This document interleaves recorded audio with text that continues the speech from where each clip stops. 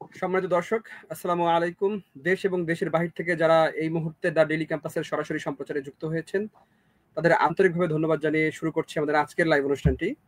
আমাদের আজকের লাইভ অনুষ্ঠানের আলোচ্য বিষয় জাতীয়করণ আন্দোলন এবং শিক্ষকদের বিদায়ী শিক্ষা উপদেষ্টা ডক্টর ওয়াহিদুদ্দিন মাহমুদ যে আশ্বাস দিয়েছেন, সেই আশ্বাসের প্রেক্ষিতে আসলে জাতীয়করণ আন্দোলন কোন দিকে যাবে বা জাতীয়করণ আন্দোলন কি শেষ হয়ে যাবে কিনা, সেই বিষয়ে আমরা আলোচনা করব। খুবই গুরুত্বপূর্ণ আলোচনা। যারা যুক্ত হয়েছেন তারা লাইভটি শেয়ার করে দেবেন। আমাদের সঙ্গে আলোচনা করার জন্য আজকে যুক্ত হয়েছেন শিক্ষক নেতা মোহাম্মদ রাশেদ মোশাররফ। এছাড়া আমাদের সঙ্গে যুক্ত আছেন এমপিওভুক্ত শিক্ষা প্রতিষ্ঠান জাতীয়করণ প্রত্যাশী ঐক্য জোটের যুগ্ম সদস্য সচিব ইঞ্জিনিয়ার আবুল বাশার। আপনাদের দুইজনকেই দ্য ডেইলি ক্যাম্পাসের সরাসরি সম্প্রচারে স্বাগত জানাচ্ছি। ধন্যবাদ আপনাকে এবং ডেইলি ক্যাম্পাস। আমি যেতে চাই একটু বাশার স্যারের কাছে। বাশার স্যার, আপনি কি আমাকে শুনতে পাচ্ছেন? দর্শক, কোনো কারণে হয়তো জনাব বাশার আমাদেরকে শুনতে পাচ্ছেন না। আমি একটু রাশেদ মোশাররফ আপনার কাছে যাব। আপনাকে জানতে চাই যে এই যে আপনাদের জাতীয়করণ আন্দোলন, আজকে শিক্ষা উপদেষ্টা একটি ঘোষণা দিয়েছেন যে ঈদুল আজহার পূর্বে আপনারা হয়তো যে শতভাগ উৎসব ভাতা, সেই উৎসব ভাতার দাবিটি আপনাদের মেনে নেওয়া হবে, এরকম একটি আশ্বাস তিনি দিয়েছেন। তো এই আশ্বাসের প্রেক্ষিতে আসলে আপনাদের জাতীয়করণ আন্দোলন কোন দিকে যাবে? আপনারা জাতীয়করণ আন্দোলন কর্মসূচি স্থগিত করবেন কিনা, নাকি নতুন করে ঘোষণা অনুযায়ী পূর্বের সিদ্ধান্ত যেটি ছিল যে ঘোষণা না হওয়া পর্যন্ত বা কেউ ঘটনাস্থলে এসে আন্দোলনস্থলে এসে আপনারা করবেন কিনা, বা আন্দোলন কোন দিকে যাবে? জি জনাব রাশেদ মোশাররফ। জি ধন্যবাদ ডেইলি ক্যাম্পাস এবং ডেইলি ক্যাম্পাসের দেশ এবং বিদেশে যারা শুভাকাঙ্ক্ষী রয়েছেন তাদেরকে, এবং ধন্যবাদ জানাই দেশের এমপিওভুক্ত স্কুল কলেজ মাদ্রাসা এবং কারিগরি শিক্ষা প্রতিষ্ঠানে যারা কর্মকর্তা কর্মচারী রয়েছেন, এবং ধন্যবাদ জানাই দেশের সকল মিডিয়া, বিশেষ করে আপনার ডেইলি ক্যাম্পাস সহ অন্যান্য মিডিয়াগুলো, যে মিডিয়াগুলো আমাদের নিরলস ভাবে এই জাতীয়করণ আন্দোলনের সকল সংবাদ এবং নিউজ প্রচার করেছেন। তো ইতিমধ্যে আমাদের সাথে যিনি যুক্ত আছেন উনি আমাদের জাতীয়করণ প্রত্যাশী জোটের যুগ্ম মহাসচিব জনাব আবুল বাশার স্যার। তার কাছ থেকে আমরা আসলে মূলত কিছু বিষয় আগে তারপরে শুনি, তারপরে আমরা আমাদের মতামত ব্যক্ত করি। আপনাকে যে বিষয়টি জানতে চেয়েছি অনুগ্রহপূর্বক সেই বিষয়ে একটু কথা বলবেন। আমাদের খুব সম্ভবত আবুল বাশার মহোদয়ের নেটওয়ার্ক জনিত সমস্যা হয়েছে, যার কারণে আমি তাকে প্রথমে সুযোগ দিতে চেয়েছিলাম, বাট কোনো কারণে তিনি হয়তো কথা শুনতে পাচ্ছেন না। আপনি মূল পয়েন্টে একটু আলোচনা করবেন। দর্শক যুক্ত হয়েছেন, তারা মূল পয়েন্টে আলোচনা শুনতে চান। রাশেদ মোশাররফ। জি, আমাদের এমপিওভুক্ত শিক্ষা জাতীয়করণ প্রত্যাশী জোটের পক্ষ থেকে আজকের আন্দোলন আপাতত স্থগিত ঘোষণা করা হয়েছে। আগামীকাল 10টায় জাতীয় প্রেস ক্লাবে সংবাদ সম্মেলন করে আমাদের জোটের প্রধান, অর্থাৎ এমপিওভুক্ত শিক্ষা জাতীয়করণ প্রত্যাশী জোটের প্রধান প্রিন্সিপাল দিলওয়ার হোসেন আজিজি স্যার সকাল 10টায় এ বিষয়ে একটি ব্রিফ করবেন, এবং ওই ব্রিফ পর্যন্ত আমাদেরকে অপেক্ষা করতে হবে। আরেকটি বিষয় আমি আপনাদের বলি যে এমপিওভুক্ত শিক্ষা জাতীয়করণ প্রত্যাশী জোট প্রথম থেকেই বলে এসেছিল যে মাননীয় শিক্ষা উপদেষ্টা কিংবা প্রধান উপদেষ্টার কার্যালয় থেকে যদি আমাদেরকে লিখিত আকারে কিংবা সংবাদ সম্মেলনের মধ্য দিয়ে যে শতভাগ উৎসব ভাতা, সরকারি নিয়মে বাড়ি ভাড়া এবং সরকারি নিয়মে মেডিকেল ভাতা প্রদান করা হয়, তাহলে আমরা আনুষ্ঠানিকভাবে আমাদের কর্মসূচি স্থগিত করব। তো সেই হিসেবে আমরা যেহেতু আজকে সংবাদ সম্মেলনের মধ্য দিয়ে আমাদের বিদায়ী শিক্ষা উপদেষ্টা জনাব ওয়াহিদুজ্জামানের কাছ থেকে আমরা সুনির্দিষ্ট একটি ঘোষণা পেয়েছি যে আগামী পবিত্র ঈদুল আজহার সময় আমরা শতভাগ উৎসব ভাতা এবং সরকারি নিয়মে যতটুকু সম্ভব বাড়ি ভাড়া এবং চিকিৎসা ভাতা বাড়ানো যায়, এবং আগামী বাজেটে এই হারটা যেন বৃদ্ধি থাকে, এ বিষয়ে ওনার সুস্পষ্ট ঘোষণা আমরা পেয়েছি। আমরা আপনাদের এই ডেইলি ক্যাম্পাস সহ অন্যান্য প্রিন্ট এবং ইলেকট্রিক মিডিয়ার মাধ্যমে এই খবরগুলো পেয়েছি বিদায় আজকে জাতীয়করণ প্রত্যাশী জোটের পক্ষ থেকে আজকের মতো অনুষ্ঠান কর্মসূচি স্থগিত ঘোষণা করা হয়েছে। তবে আরেকটি বিষয় আমি আপনাদের বলি যে জাতীয়করণ প্রত্যাশী জোটের পক্ষ থেকে যে বিষয়টি এখানে সুস্পষ্ট ভাবে বলা আছে যে যদি সরকারের পক্ষ থেকে কোনোভাবে যদি আমাদেরকে জানানো হয়, তো সেক্ষেত্রে কিন্তু আমরা আন্দোলনটা প্রত্যাহার করছি। আন্দোলন প্রত্যাহার মানে এই নয় যে আমরা কোনো দাবি যদি আদায় না করি তারপর আর মাঠে নামবো না। আমরা যেহেতু সরকার সুনির্দিষ্টভাবে বলেছে যে পবিত্র ঈদুল আজহার মধ্যেই আমাদের শতভাগ উৎসব ভাতা দিয়ে দিবে, যদি শতভাগ উৎসব ভাতা না দেয় তবে জাতীয়করণ প্রত্যাশী জোট সকল অঙ্গ এবং সহযোগী সংগঠন সহ এমপিওভুক্ত স্কুল কলেজ মাদ্রাসা এবং কারিগরি শিক্ষা প্রতিষ্ঠানে কর্মকর্তা কর্মচারীদেরকে নিয়ে বসে আমরা পরবর্তী আলোচনা এবং কর্মসূচি ঘোষণা করব ইনশাআল্লাহ। এবং তো জি, আমাদের ধন্যবাদ। আজকে নিউজ ধন্যবাদ আছে। জনাব রাশেদ মোশাররফ। আমি একটু ইঞ্জিনিয়ার আবুল বাশার মহোদয়ের কাছে যেতে চাই। আপনার কাছে জানতে চাই যে এর আগেও তো আপনারা দীর্ঘদিন প্রেস ক্লাবের সামনে আন্দোলন করেছেন। অনেক আশ্বাস পেয়েছেন শিক্ষা প্রশাসনের ঊর্ধ্বতন কর্মকর্তা, সাবেক শিক্ষামন্ত্রী মহোদয়গণ আপনাদেরকে আশ্বাস দিয়েছিলেন। সেই আশ্বাসের প্রেক্ষিতে আপনারা যখন কর্মসূচি প্রত্যাহার করে যখন বাড়িতে ফিরে গেছেন, এরপরে কিন্তু আপনাদের সেই দাবি আর কিন্তু বাস্তবায়ন হয়নি। তো এবারও আপনারা একটি আশ্বাস পেয়েছেন। তো সেই আশ্বাসে আপনারা বিশ্বাসী হয়ে কর্মসূচি স্থগিত করবেন কিনা? জনাব আবুল বাশার, আপনি জানাবেন। জি, আপনাকে ধন্যবাদ। বিশেষ করে ডেইলি ক্যাম্পাসকে অসংখ্য ধন্যবাদ জানাচ্ছি।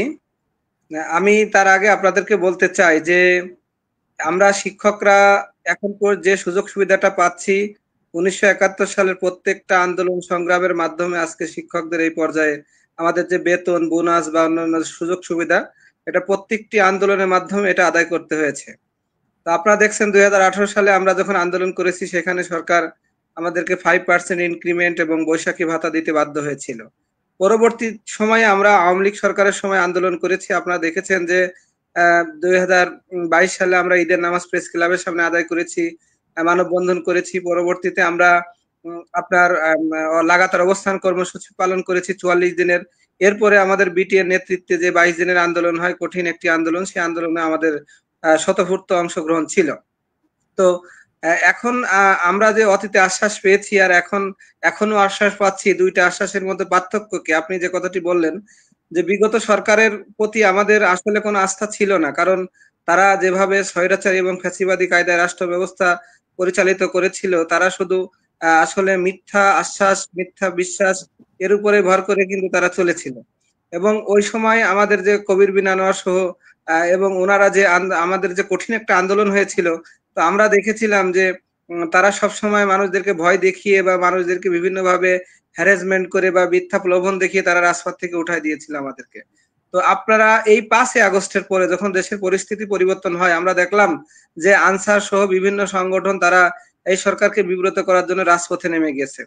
তো আমাদের ছাত্রদের পক্ষ থেকে, সরকারের পক্ষ থেকে বলা হলো যে আপনাদের আন্দোলন না করে আপনাদের যদি কোনো দাবি দেওয়া থাকে তাহলে আমাদের কাছে সুনির্দিষ্টভাবে জানান, আমরা আপনাদের দাবি দেওয়ার ব্যাপারে আমরা কি করা যায় দেখব। তো আপনি এই লাইভের মাধ্যমে আপনাকে জানাতে চাই, আমরাই প্রথম মাননীয় যুব উপদেষ্টা আসিফ মাহমুদের বাবা, উনি একটা স্কুলের প্রধান শিক্ষক, ওনাকে সাথে নিয়ে আমরা শিক্ষা উপদেষ্টার কাছে আমরা যাই এবং লিখিতভাবে কিছু ডকুমেন্ট আমরা সেখানে নিয়ে যাই। নিয়ে যে আমরা আমাদের বঞ্চনার কথা বলি, বিশেষ করে যে আমরা শুরুতে 12,500 টাকা বেতন, 1,000 টাকা বাড়ি ভাড়া, 25% উৎসব ভাতা, এভরিথিং বিষয়ে যে আমাদের যে প্রবলেমটা আছে সেটা নিয়ে উপদেষ্টা প্রায় 1 ঘন্টা ধরে আমাদের কথাগুলো খুব নিবিড় ভাবে শুনেন। এবং শোনার পরে উনি আশ্চর্য হয়ে যান যে আসলে এমপিভুক্ত শিক্ষকরা এতটা অসহায়। তো উনি ওই সময় আমাদেরকে কমিটমেন্ট করেছিলেন যে আমি যে কয়দিন আছি আপনাদের জন্য কিছু করার চেষ্টা করব। তো আমরা দেখলাম যে কূটনৈতিক প্রচেষ্টা যেহেতু সরকার চাচ্ছে, আর এই সরকার যেহেতু আমাদেরই ছাত্র জনতার রক্তের বিনিময়ে সরকার এসছে, তো কাজে এই সরকারকে বিব্রত করা আমাদের লক্ষ্য না। আমরা চেয়েছি যে কূটনৈতিক প্রচেষ্টা এটা আসলে একটা ফল দেওয়ার জন্য। তো এইভাবে আমরা প্রায় 4 বার মাননীয় উপদেষ্টা মহোদয়ের সাথে আমরা সরাসরি সাক্ষাৎ করেছি এবং তাকে আমরা বিষয়গুলো বুঝিয়েছি, আমাদের কষ্টের কথা, বঞ্চনার কথা। সর্বশেষ আমরা এই 12 তারিখে জাতীয় প্রেস ক্লাবের সামনে একটি লাগাতার অবস্থান কর্মসূচি ঘোষণা করেছিলাম। তো আমরা 11 তারিখে আবার মাননীয় উপদেষ্টা মহোদয়ের সাথে সাক্ষাতে গিয়েছিলাম, যেন উপদেষ্টা মহোদয় আমাদেরকে যদি ওই সময় আমাদেরকে যদি বলেন যে ঠিক আছে আপনাদের দাবিগুলো আমরা মেনে নিচ্ছি, আমরা বলছিলাম যে আপনি স্পষ্ট ঘোষণা দেন। স্পষ্ট ঘোষণা না দেওয়া পর্যন্ত কিন্তু আমাদের এই অবস্থান থেকে আমরা আমাদের কর্মসূচি চালিয়ে যাব। তো উপদেষ্টা মহোদয় আমাদেরকে মানে আমরা বললাম যে মিডিয়ার সামনে আপনি মানে স্পষ্টভাবে সবার সামনে ঘোষণা দিতে হবে যে আমরা এমপিভুক্ত শিক্ষকরা কি কি পাচ্ছি। তো এই পরিপ্রেক্ষিতে আমাদের আমরা যখন 12 তারিখে আন্দোলনের ডাক দিয়েছি, সেই আন্দোলনের ডাকে আমাদের যে একটা অংশ ছিল, আমাদের পুরো অংশটার মধ্যে কেউ চাচ্ছিল যে না এই 12 তারিখ থেকে আমরা আন্দোলনে যাব না।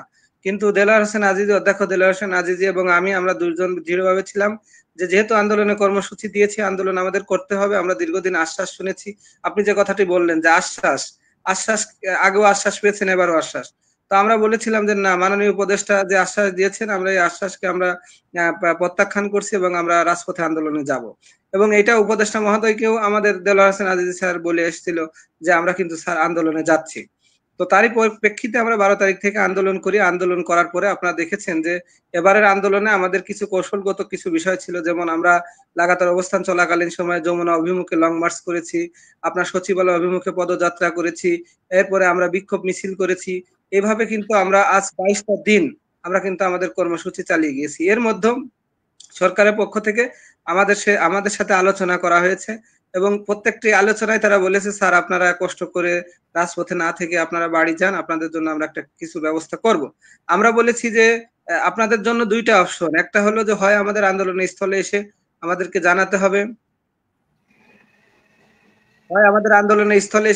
জানাতে হবে, যে আপনারা আমাদেরকে কি সুযোগ সুবিধা দিচ্ছেন, নয়তোবা আপনারা মিডিয়ার সামনে ব্রিফিং করতে হবে, যে আপনারা আমাদেরকে স্পষ্টভাবে বলতে হবে যে কোন ঈদ থেকে, আমরা কি এই ঈদ থেকে পাচ্ছি, না ঈদুল আজহা থেকে পাচ্ছি, না কবে থেকে কি সুযোগ সুবিধা পাচ্ছি, এ ব্যাপারে আপনাদের সুনির্দিষ্ট অবস্থান পুনর্ব্যক্ত করতে হবে।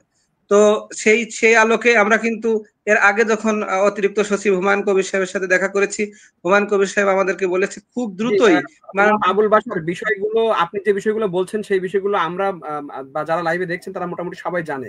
আসলে আমার বিষয়টি ছিল যে আপনারা তো এর আগেও আশ্বাস পেয়েছেন, কর্মসূচি স্থগিত করেছেন। আপনাদের তো দাবি ছিল যে আপনারা যে আসন্ন ঈদুল ফিতর, সেই ঈদুল ফিতর থেকে আপনারা শতভাগ উৎসব ভাতা দাবি করেছিলেন।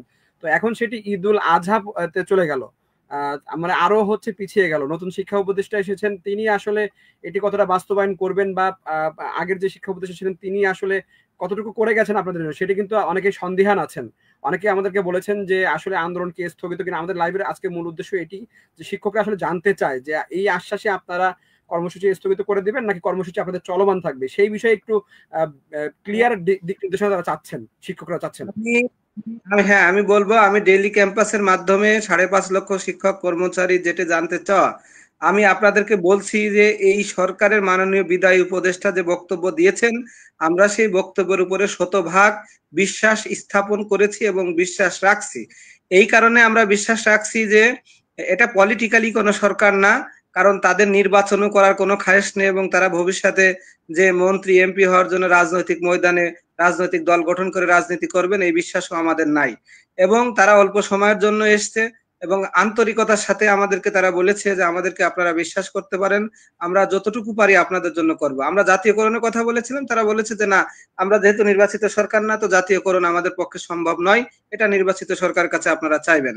তো এখন যেহেতু মানে এর আগে কোন সরকারই কিন্তু কোন আন্দোলনে স্পষ্ট করে বলেনি যে ঈদুল আজহা থেকে দিব বা ফিতর থেকে দেব, কিন্তু আপনি আজকে মাননীয় উপদেষ্টা মহোদয়, বিদায়ী উপদেষ্টা মহোদয়ের বক্তব্য স্পষ্ট শুনেছেন যে উনি নতুন উপদেষ্টাকে পাশে রেখে উনি কিন্তু বলেছে আগামী ঈদুল আজহা থেকেই কিন্তু এই উৎসব ভাতাটা বৃদ্ধি করা হবে এবং সাথে নতুন একটা বিষয় যেটা বিনোদন ভাতার কথা যেটা আসছে সেটার ব্যাপারে উনি স্পষ্ট করে বলেছেন। তো এই যে একটা মিডিয়ার সামনে এরকম অতীতে কোনো আন্দোলনেই কিন্তু মিডিয়ার সামনে কিন্তু যারা স্পষ্ট করে এরকম আশ্বাস দেয়নি।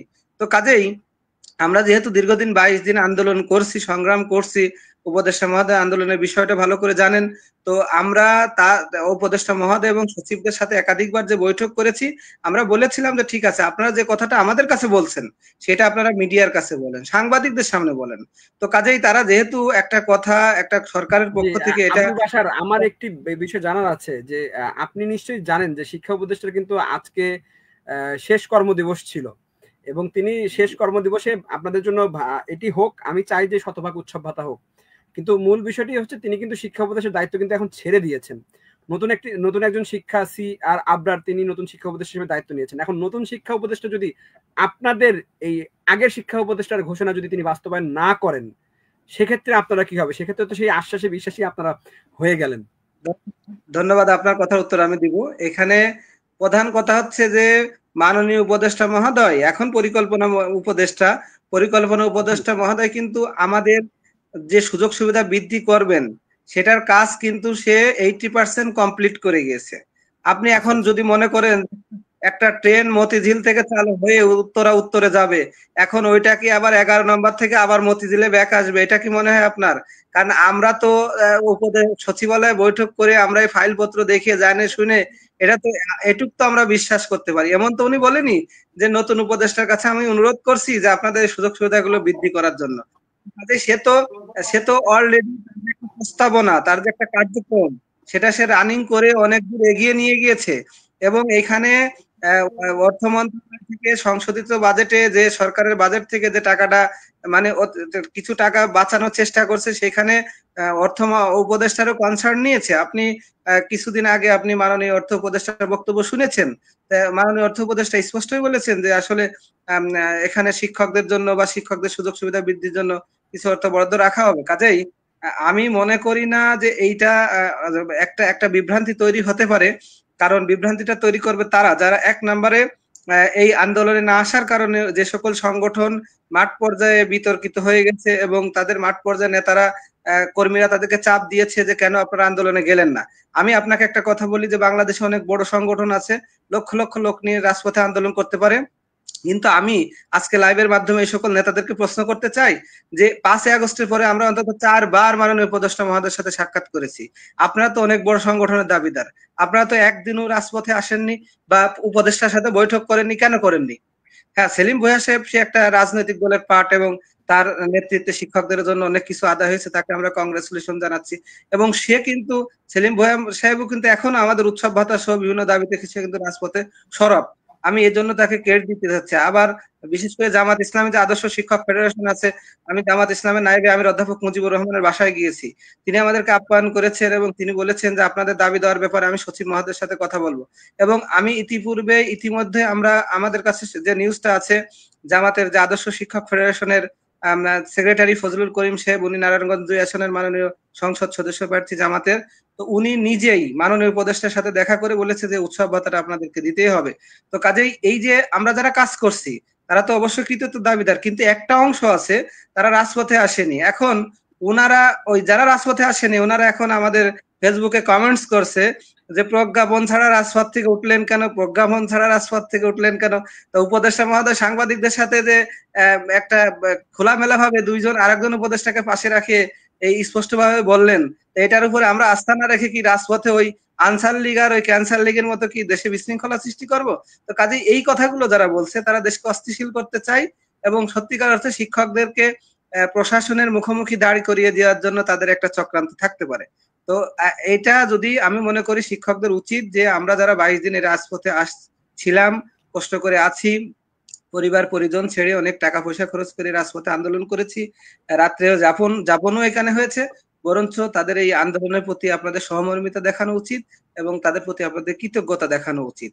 তো আমরা এই বিশ্বাসটা যেহেতু আমরা আস্থা রাখছি, 5.5 লক্ষ শিক্ষক কর্মচারীদেরকে বলবো আপনারা আস্থা রাখুন, ইনশাল্লাহ এবার আমাদের প্রাপ্তিটা শূন্য হবে না, আমরা এবার পাবো, এই বিশ্বাস আমাদের 100% আমরা আমাদের হৃদয়ে লালন করি।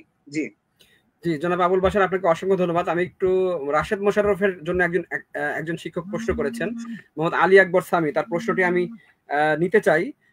তিনি বলেছেন যে আমি জানতাম এসব আন্দোলনের সবগুলোই ভোগাস, এদের নির্দিষ্ট কোনো দাবি দাওয়া নেই, কোনো একক সিদ্ধান্ত নেই, পাওয়ার কিছু পেল না, তেলবাজি শুরু হয়ে গিয়েছে, আগামী 10 বছরেও এমপিও ভুক্ত শিক্ষকদের কপালে কিছু জুটবে না।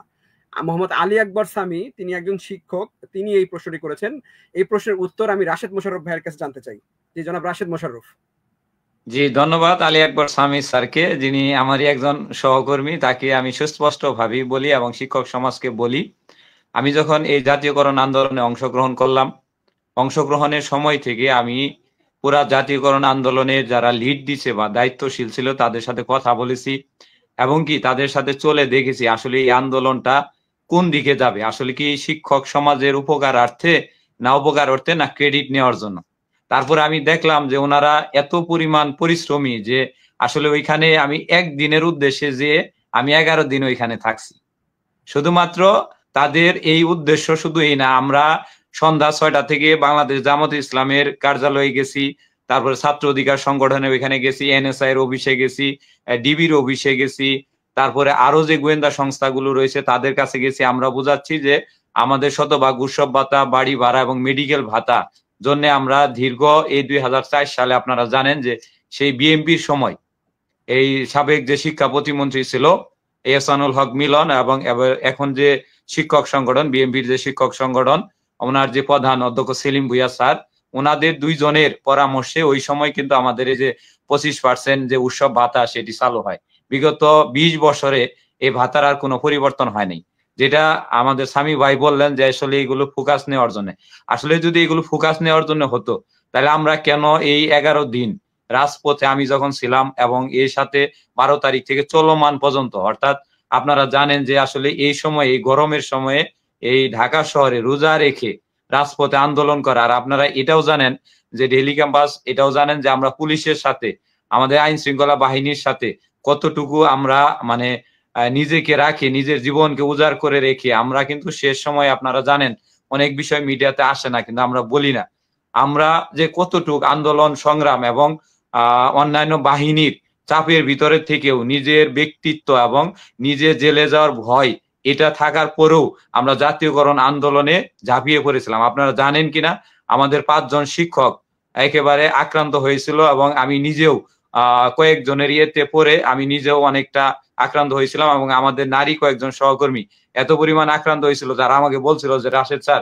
আমার জীবন যায় তবু জাতীয়করণ আন্দোলন নিয়ে আমি এই মাঠ ছাড়বো, তার আগে ছাড়বো না। আমি তাদেরকে বলছি দেখেন এই সরকার অবশ্যই কিন্তু জনবান্ধব সরকার এবং জনগণের সরকার, যেহেতু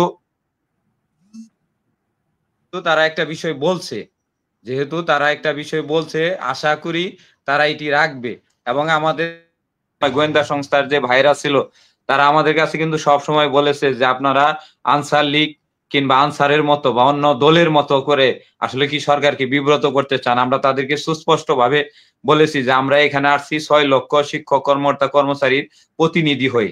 আমরা আসছি এদেশে এমপিওভুক্ত শিক্ষকরা মাত্র 1000 টাকা বাড়ি ভাড়া, 500 টাকা মেডিকেল ভাতা, নামমাত্র মূল্যে 3125 টাকা উৎসব ভাতা পায়, তার জন্য এখানে আসছি। আমরা অন্য কোনো উদ্দেশ্য বা অন্য কোনো গোষ্ঠী বা অন্য কোনো মতকে খুশি করার জন্য আসিনি। আর আমাদের প্রত্যেকজন কর্মী তার নিজ পকেটে টাকা খরচ করে সেখানে থাকছে। আমি আপনাকে কি বলবো, আমি জীবনে কখনো রাজপথে 1 ঘন্টা আমার বাড়ির কাজের জন্য বসে থাকিনি। শুধুমাত্র জাতীয়করণ আন্দোলনের জন্য আমি দীর্ঘ 11 দিন এই জাতীয় প্রেস ক্লাবে সংগ্রাম করে আসছিলাম। আপনি হয়তো দেখেছেন যে স্লোগান বয় হিসেবে আমাকে অনেকে পরিচয় করাই দিয়েছে, কিন্তু আসলেই আমি সর্বোচ্চ চেষ্টা করেছি যে জাতীয়করণ আন্দোলনে সবাইকে চাঙ্গা করে রাখতে। আর আমাদের এই আন্দোলনের পিছনে অনেক সংগঠন রয়েছে যারা সব সময় পিছ থেকে টানছে, তারপরেও আমরা ভীতু হয়নি। আমরা সংকল্প নিয়ে যদি 2 জনও থাকতো তারপর রাজপথ ছাড়তাম না। আমরা শুধুমাত্র একটা কথাই বলছিলাম, যেটা আমাদের দেলোয়ার হোসেন আজিজি স্যার বলছিল যে আমরা যদি ভালোভাবে রাজপথে থাকি, আমাদের উদ্দেশ্য যদি সৎ থাকে, তাহলে আল্লাহ তাআলা আমাদের একটা নয় একটা দাবি মেনে নিবে ইনশাআল্লাহ, এবং সরকার আমাদের এই দাবির পক্ষ থাকবে। যেটা আমরা আজকে দেখেছি যে দেখেন অনেক সংগঠন, অনেক মত, অনেক পথ ধরে তারা কিন্তু বড় বড় সংগঠন, আমি বলি যে তারা যদি এত কমেন্ট করে আর আমরা আন্দোলন ছেড়ে দিলাম এত কিছু বলে, তো তারা মাঠে নামে না কেন? তারা আমাদের শুধু পরামর্শ দেয় কেন? তারা যদি মাঠে নামে, তাদের সংগঠনের লক্ষ লক্ষ নেতা কর্মী যদি মাঠে নামে, তাদের একদিনই রাজপথ কাঁপিয়ে একদিনে জাতীয়করণ সম্ভব ছিল, কিন্তু তারা নামে নাই। অর্থাৎ বলাটা সহজ কিন্তু বাস্তবায়ন করাটা কঠিন। তার মধ্যে আরো কঠিন হলো এই জাতীয় প্রেস ক্লাবে সারাক্ষণ বসে এবং নিজ খরচে আপনার এমপিওভুক্ত শিক্ষক হিসেবে ওইখানে থাকাটা, অর্থাৎ রাঙ্গামাটি, খাগড়াছড়ি, বান্দরবন থেকে এসে তারা যে থাকছে, এটার জন্য তাদেরকে ধন্যবাদ এবং কৃতজ্ঞতা জানাই। জি, জনাব রাশেদ মোশাররফ, আপনাকে অসংখ্য ধন্যবাদ। একটি প্রশ্ন ইঞ্জিনিয়ার আবুল বাশার মহোদয়ের জন্য এসেছে, সেটি হচ্ছে মানজিৎ বরল ভাই জিজ্ঞেস করেছেন, এত আনন্দিত হবার কিছু নেই, মহার্ঘ ভাতা এর মতো মূলা ধরিয়ে দেবে না তো? কাউকে বিশ্বাস হয় না, প্রজ্ঞাপন ছাড়া এগুলো বিশ্বাস করি না।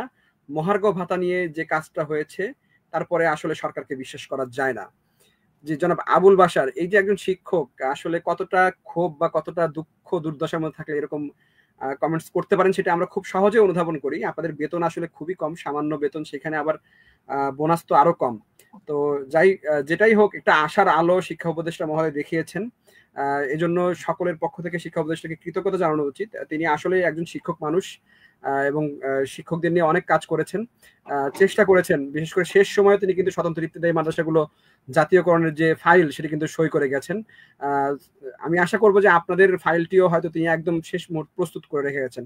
তারপরেও আবুল বাশার, আপনার কাছে জানতে চাই, এই যে মহার্ঘ ভাতা নিয়ে যে ইস্যুটি হয়েছিল, ঠিক এই যে শতভাগ উৎসব ভাতার বিষয়টি, সেটিও সেইভাবেই থমকে যাবে বলে আপনার মনে হয় কিনা, বা এই শিক্ষকের প্রশ্নের উত্তর আপনি কিভাবে দেবেন? ধন্যবাদ শিহাব ভাই। আগামীকাল ফেসবুকে দেখবেন যে অনেকে বড় বড় মূলার ছবি দেবে, দিয়ে বলবে জাতীয়করণ প্রত্যাশী বিরাট মূলা পেয়েছে, দিবে। এটা আপনি দেখেন ফেসবুকে, কারণ এটা আসলে এই যে আমরা 22 দিন আন্দোলন করলাম, তাহলে যে স্যার কমেন্টস করছে তাহলে আমার মনে হয় আমাদের আন্দোলন করাটা দরকার ছিল না, না দরকার থাকে আমরা ওইভাবে চুপচাপ থাকলে ভালো হতো। এখন আমার কথা যে আমরা আন্দোলন সংগ্রাম করছি, আন্দোলন সংগ্রাম করার পরে সরকারের কোনো সচিব তো নয়। মহার্ঘ ভাতার ব্যাপারে কি কোনো উপদেষ্টা মহোদয়ের আগে বলেছিল, যে অর্থ উপদেষ্টা বলেছিল যে আমরা মহার্ঘ ভাতা দিব, পরে বলছে যে দিব না? এটা আপনাদেরকে বুঝতে হবে, কথা ওয়েটটা জানতে হবে যে আমরা কেন তাদের উপরে বিশ্বাস স্থাপন করছি। এখানে মাননীয় উপদেষ্টা মহোদয়, এবং উনি তো এমন না যে উনি ওনার উপদেষ্টা থেকেই চিরতরে চলে গেলেন। উনি কিন্তু পরিকল্পনা, একটা গুরুত্বপূর্ণ মন্ত্রণালয়ে উনি দায়িত্বে আছেন, পরিকল্পনা কিন্তু একটা মেন একটা ডিপার্টমেন্ট। তো সেখান থেকে উনি কিন্তু নতুন উপদেষ্টাকে পাশে রেখে আপনার এই কমিটমেন্টটা উনি করলেন। এবং আমরা তো যতবার মন্ত্রণালয়ে গিয়েছি আমরা দেখেছি যে আসলে আমাদের কাজ কতটুকু হচ্ছে। তো আমাদের যদি কোনো কাজ না হতো, দেখা যাচ্ছে যে সামনে নির্বাচন বা যে কোনো কাজ একটা রাজনৈতিক দল হতো, তাহলে আমরা বুঝতাম যে না, এরা মনে হয় আমাদেরকে মূলা দিবে। তো এই জন্য আপনাদেরকে এত টেনশন করার দরকার নেই। আমরা আমাদের অধিকার আদায়ের জন্য আমরা কথা বলেই যাব, আমরা দাবি আদায়ের জন্য আন্দোলন সংগ্রাম করেই যাব। আর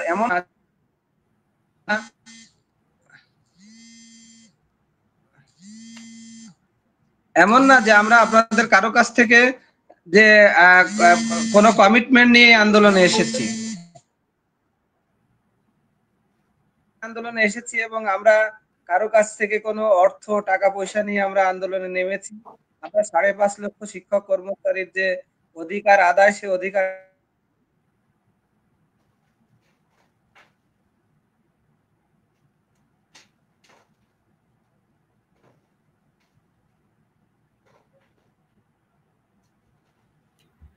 দর্শক, ইঞ্জিনিয়ার আবুল বাশার হয়তো লাইভ থেকে বা তার কোনো কল এসেছে, সেজন্য তিনি যুক্ত হতে পারেননি। আমরা লাইভটি আর দীর্ঘায়িত করতে চাই না, তবে আসলে শেষ করার আগে কিছু কথা বলে নিতে চাই যে শিক্ষকরা আসলে এই যে আজকে জানুয়ারি মাসের বেতন পেয়েছেন, আজকে 5 তারিখ, মার্চের 5 তারিখ, আর আপনারা বেতন পেয়েছেন জানুয়ারি মাসের। জনাব আবুল বাশার যুক্ত হয়েছেন, জি আপনি আপনার কথা শেষ করবেন আবুল বাশার।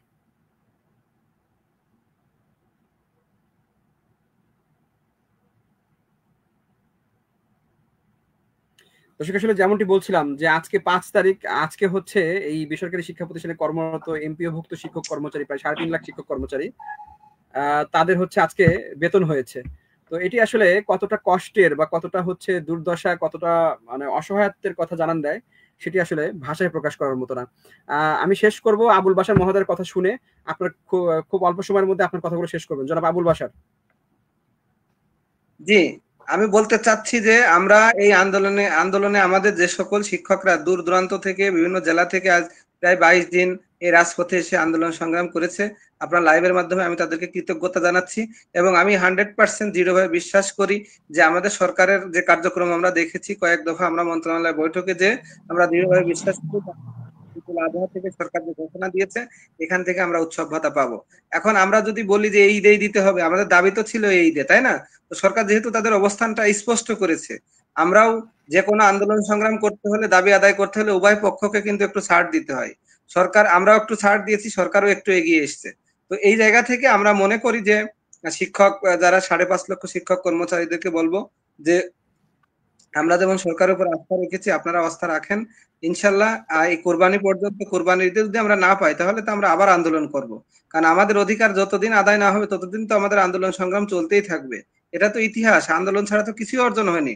তো জন্য 5.5 লক্ষ শিক্ষক কর্মচারীকে আমি বলবো এই লাইভের মাধ্যমে, ডেইলি ক্যাম্পাসের মাধ্যমে, যে আসুন আমরা যারা আজকে আন্দোলন করতে এসে যারা আহত হয়েছে, পুলিশের লাঠিচার্জে আহত হয়েছে, তাদের জন্য দোয়া করেন, সমন্বয়তা জানান। যারা অসুস্থ হয়েছে তাদের জন্য দোয়া করেন। আমরা তো যে কষ্টটা করেছি, মূলত এই কষ্টের তো মূল্যায়ন আপনাদের আমাদের জন্য একটু করবেন। তো এই জন্য আপনাদের বিবেকের কাঠগড়ায় আমি প্রশ্ন রেখে গেলাম যে আমরা আপনাদের জন্য কতটুকু কি করতে পারছি না, এটা শিক্ষক সমাজ বিচার বিশ্লেষণ করবে। আমি শুধু এতটুকু বলতে চাই যে আমরা সরকারের উপর আস্থা রাখছি। আমরা আশা করি এই ঈদুল আজহা থেকে আমরা উৎসব ভাতা পাবো এবং বাড়ি ভাড়া চিকিৎসা ভাতা আমাদের বৃদ্ধি পাবে। আরেকটা বিষয় আমি আপনাদেরকে জানিয়ে রাখি, এই লাইভের মাধ্যমে আগামীকাল আমরা একটা প্রেস ক্লাবে সংবাদ সম্মেলন করব বেলা 12টায়। তো এই সংবাদ সম্মেলন আমরা অলরেডি আজকে মাওলানা হলের যে প্রেস ক্লাবের 3য় তলায়, এটা আমরা বুকিং দিয়ে এসেছি। আমাদের উদ্দেশ্য হলো যে সরকার যাতে, আমরা এখনো আমাদের কূটনৈতিক প্রচেষ্টা চালাবো। আমরা যে আন্দোলন স্থগিত করেছি বলেই যে আমরা থেমে গেছি তা না। আমাদের কিন্তু নতুন উপদেষ্টার সাথে আমরা সাক্ষাৎ করব, সচিবদের সাথে সাক্ষাৎ করব, আমাদের কূটনৈতিক প্রচেষ্টা চলবে এবং আগামীকালও আমরা এই যে বাড়ি ভাড়া চিকিৎসা ভাতার ব্যাপারে এবং উৎসব ভাতার ব্যাপারে যে কত পার্সেন্ট কিভাবে বৃদ্ধি পাবে এ ব্যাপারে সরকারের কাছে সুনির্দিষ্ট ব্যাখ্যা আমরা দাবি করব। ধন্যবাদ ডেইলি ক্যাম্পাসকে এবং যে সকল শিক্ষকরা এখানে যুক্ত আছেন তাদেরকে অসংখ্য ধন্যবাদ জানাচ্ছি। জি, আপনাদের দুজনকেও অসংখ্য ধন্যবাদ যে আসলে খুব শর্ট নোটিশে আপনারা দুজনেই যুক্ত হয়েছেন। আপনাদেরকে আমরাও খুব কষ্ট দেই, আসলে শিক্ষকরা জানতে চান যে আন্দোলনের কি অবস্থা বা সবাই জানতে চান, বুঝতে চান। এজন্যই আসলে মূলত আমরা লাইভগুলো আয়োজন করে থাকি, যেন যারা হচ্ছে অসংখ্য শিক্ষক রয়েছেন তারা তো ঢাকায় আসলে কর্মসূচিতে আসতে পারেন না বা সেভাবে আপনাদের সাথে যোগাযোগ করতে পারেন না। যার কারণে আমাদের উদ্দেশ্য থাকে এটাই যে লাইভের মাধ্যমে যেন শিক্ষকদের বা শিক্ষক সমাজ যারা রয়েছেন, অবহেলিত সমাজ যারা রয়েছেন, তারা যেন কিছুটা হলেও উপকৃত হন।